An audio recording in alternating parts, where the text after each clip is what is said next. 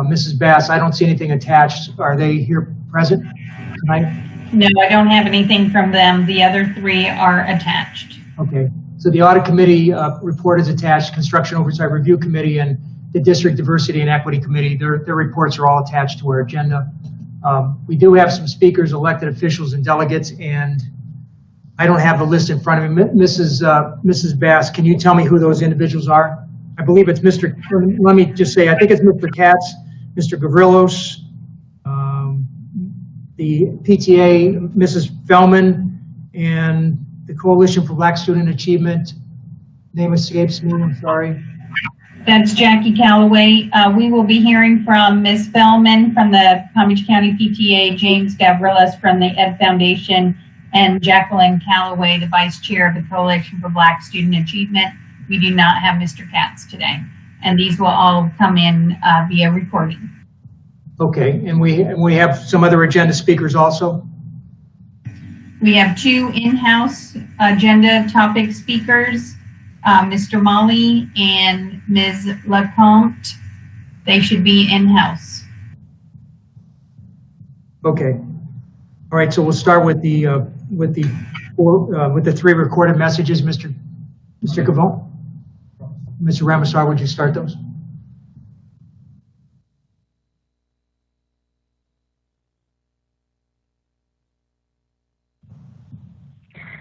Good evening, Dr. Fenori, Chairman Barbieri, school board members, and staff. My name is Laura Feldman. I'm honored to speak with you tonight as the president of Palm Beach County Councils of PTSAs. County Council, along with local units in Palm Beach County, have been working during these summer months to prepare for the upcoming school year. And we just attended Florida PTA's first virtual leadership convention. We enjoyed expanding our horizons, trainings, and advocacy efforts, all from our own homes. We were especially proud to celebrate the installation of Palm Beach County's very own Jen Martinez as Florida PTA president.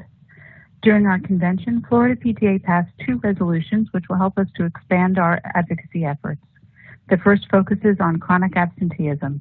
With this resolution, Florida PTA will be working to build awareness about chronic absenteeism and to advocate for consistent definitions of absence and attendance during non-crisis and during crisis periods such as a pandemic or post-hurricane, as well as consistency in the data collection throughout the state.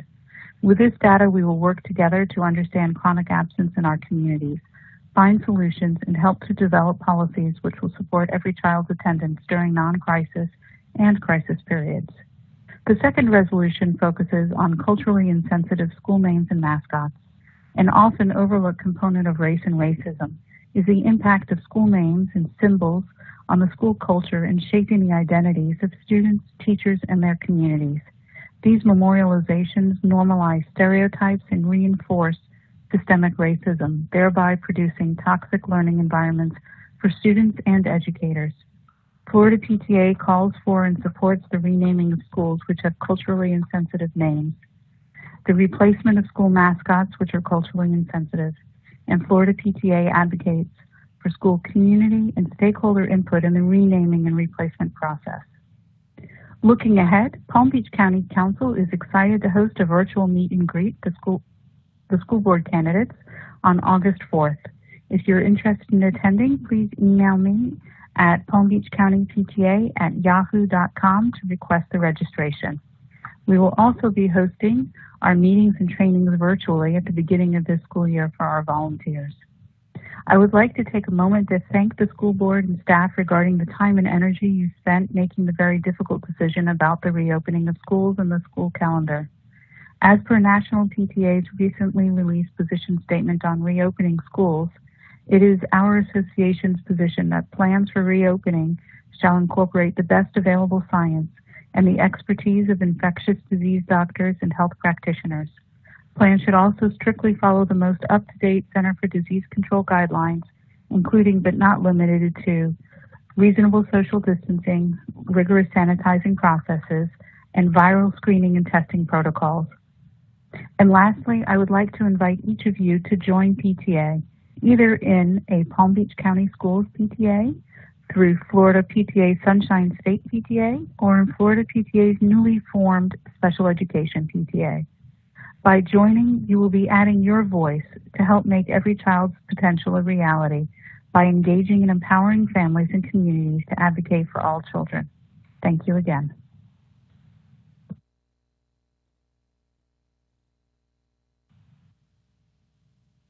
James Gavrillis, Education Foundation in Palm Beach County, under the delegates and elected officials portion of the agenda. Chairman Barbieri, as we have now completed our fiscal year, I wish to highlight two areas in my monthly report to the board tonight. I'll focus on Red Office supplies and our Go Teach classroom grants. In the previous academic year, we served 53 Title I schools who had 93% of their students on free or reduced lunch. In August, before any of us had ever heard of COVID-19, we provided backpacks for over 4,000 students in Pahokee and Belle Glade.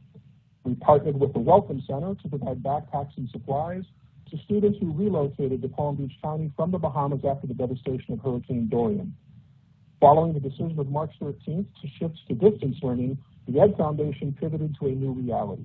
We immediately raised $130,000 to purchase Chromebooks for eligible students and launched Kits for Kids, a program that ultimately distributed $94,000 in school supplies to our students. All told, last year, Red Apple Supplies distributed $656,000 in school supplies, serving over 38,000 students in the county. As we move into the new academic year, we are adding 10 new schools, bringing the number to 63. We will be serving 63 schools who have 89% of their students receiving a free or reduced lunch.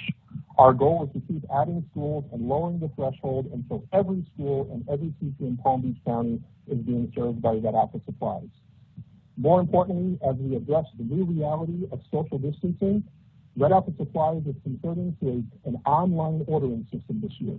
Our teachers will register online, they will actually shop online, and the supplies will be pulled by foundation staff and volunteers, boxed, and the teachers will have two options. They can either drive to Red Apple Supplies, and the boxes will be placed in their cars using contactless delivery, or we will be delivering to the schools, and the teachers can then pick up their supplies and distribute to the students. Secondly, I'd like to address the Go Teach Classroom Grants program. I know many teachers are paying attention and participating in the meeting tonight. The grant process and applications are now available, and the process is open. You can go to the Education Foundation website, download the application, and turn it in as soon as you can. Individual teachers can receive a grant of up to $1,000, and a collaborative effort can receive a grant of up to $1,500. We're excited to announce this year a new opportunity. 4 Go Reach grants in the amount of $3,000 will also be awarded. To help you with your process, on Monday, August 3rd at 3 p.m., and then again on Thursday, August 13th at 9 a.m., Education Foundation staff will conduct a seminar via Zoom, helping the teachers with their grant application. For further information, please reach out to us at our website and specifically request information from Jennifer Etheridge, Director of Program and Grants. We hope every teacher in Palm Beach County will apply for a Go Teach grant this year. Finally, to the 7 members of the school board, Dr. Fenoy, and your command staff. There are no simple solutions to this Gordian knot you have been handed and asked to untie. Former football coach Lou Holtz once said, "If I walked on water, people would complain that I can't swim." No matter what you decide, you will be criticized by some. Well, we at the Education Foundation salute you and your leadership during these months. Contrary to what many believe, there is neither preparation nor training for the challenges you have been asked to address and solve. Challenges to which you have brought the only weapons at your disposal: your incredible intellect, your vast experience, and above all, your personal integrity and commitment to the young.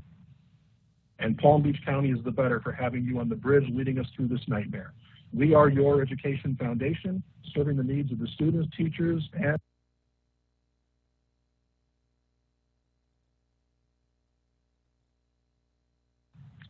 Good afternoon, Chairman Barbieri, school board members, and Superintendent Fenoy.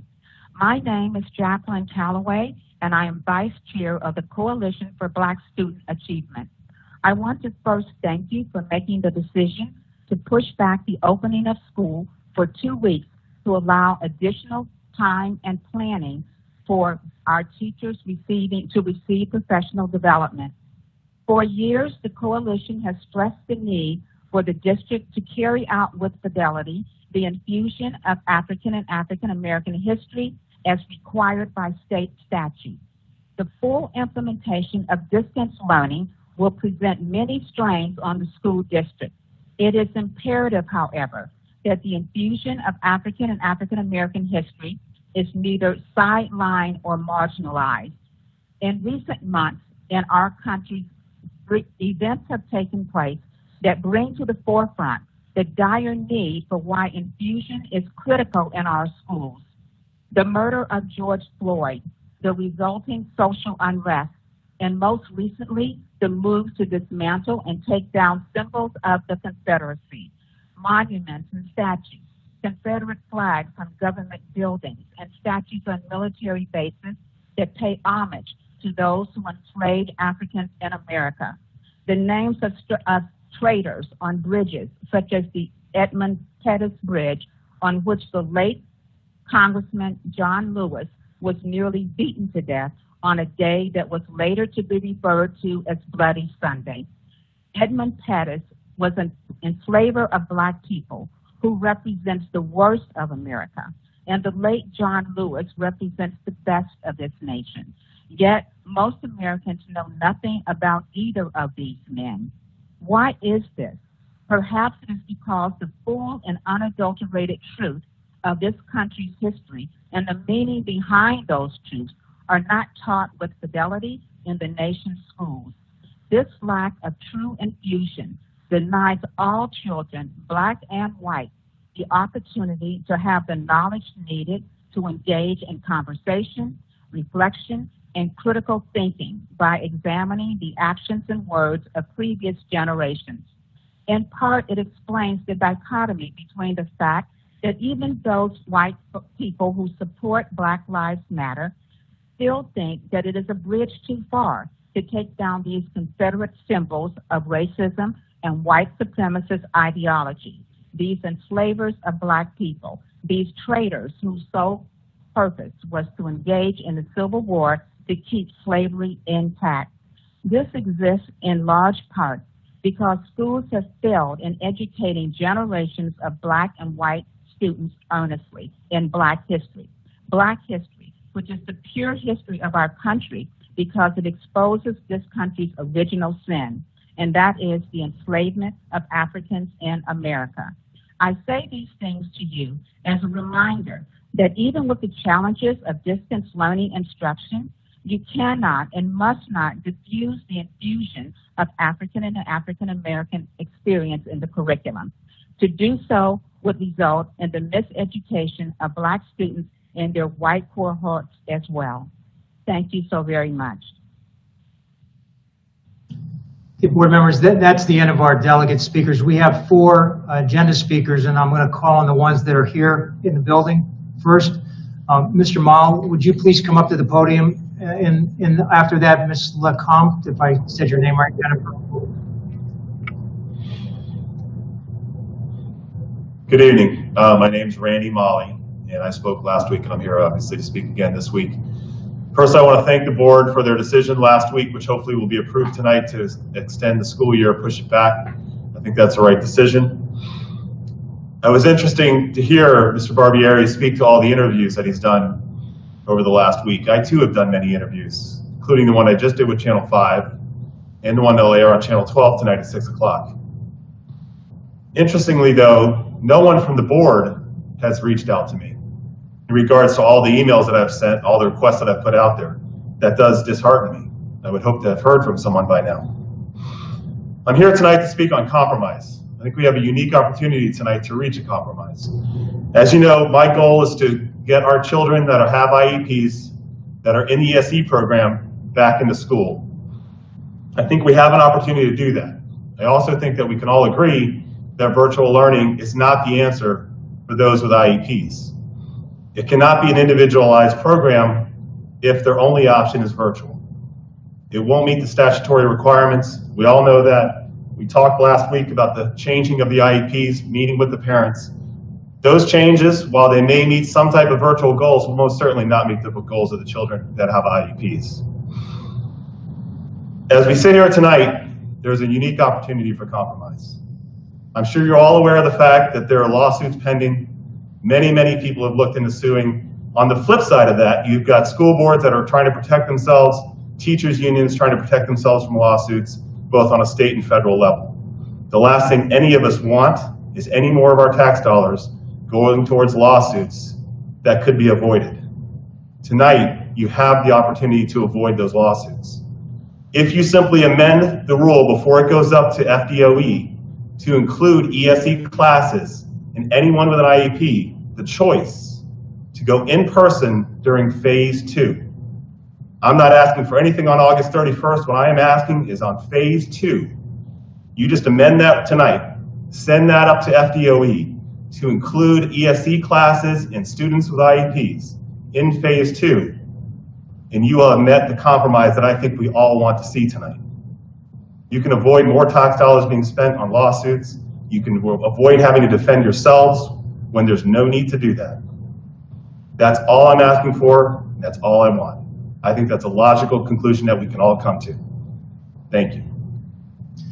Mr. Maule, just so you know, we don't normally respond, but I want to tell you that we do have a board discussion item on the agenda for tonight.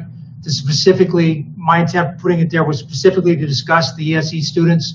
So if you just watch the meeting later, you'll see that the board discussed that. I know I'm not alone. I've heard that some of the other board members, probably all of them, we can't talk to each other outside of these meetings, have issues also with that. So I'm sure that you'll hear quite a bit of discussion later on about that situation. So thank you for coming tonight. I appreciate that. Thank you very much. Mrs. Lecomte, would you please come up to the podium? If I mispronounce your name, I'm sorry. Would you tell us what your name is when you come up there?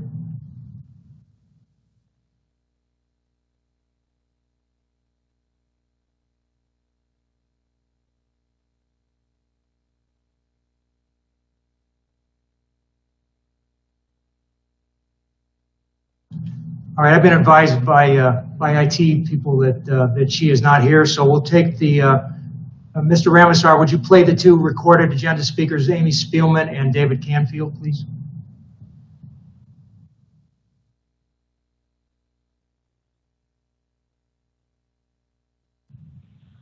Hi, my name is Amy Elmen. I have 2 daughters in the Palm Beach County school system, and I am asking that you vote against delaying the start of the school year.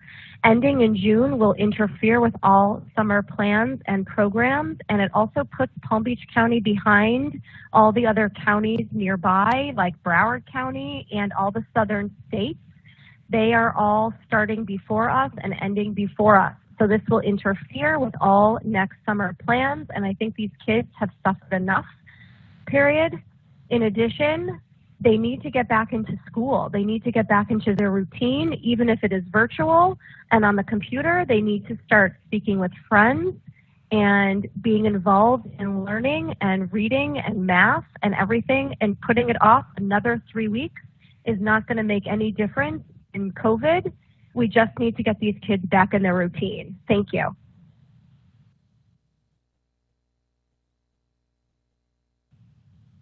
Hello, my name is David Canfield. I'm calling regarding item 17 under new business, ELR1 school calendar year 2020 to 2021. Again, my name is David Canfield. My children attend Boca Raton Community High School.